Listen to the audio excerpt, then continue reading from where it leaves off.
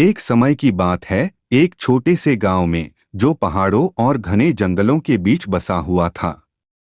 इस गांव में लोग साधारण और शांतिपूर्ण जीवन जीते थे, लेकिन एक पुरानी और भयावह कहानी यहाँ के लोगों के दिलों में डर पैदा करती थी।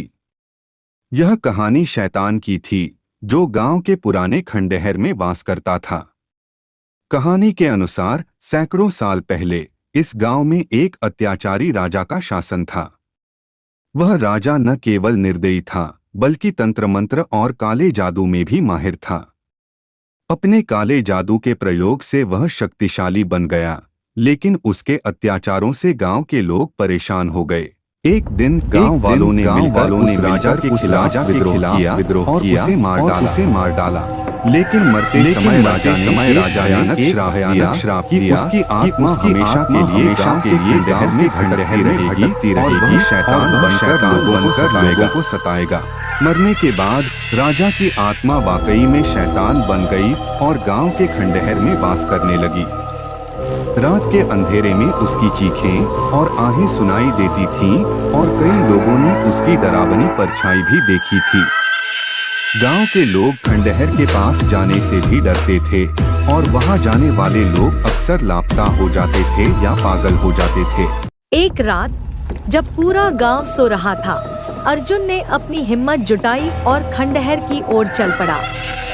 उसने अपने साथ एक लालटेन, एक धार्मिक पुस्तक और एक तावीज लिया। खंडहर के पास पहुंचते ही अर्जुन को एक अजीब सी ठंडी हवा महसूस हुई। उसने दरवाजा खोला और अंदर कदम रखा। खंडहर के अंदर का माहौल बहुत ही भयावह था।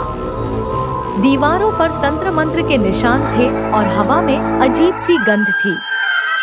अर्जुन ने अपने कदमों को मजबूत किया और खंडहर के मुख्य हॉल की ओर बढ़ा।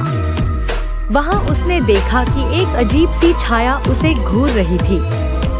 अर्जुन ने बिना डरे उस छाया का सामना किया और अपने धार्मिक मंत्रों का प्रयोग करना शुरू किया।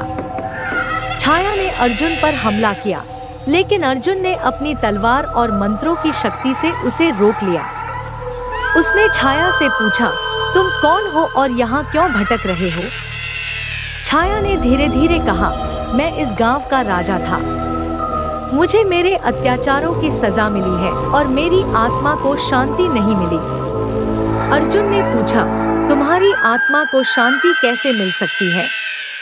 छाया ने कहा, मुझे मेरे कर्मों के लिए प्रायश्चित करना होगा और एक विशेष पूजा करनी होगी। जब तक मुझे माफी नहीं मिलती, मेरी आत्मा इस खंडहर में भटकती रहेगी।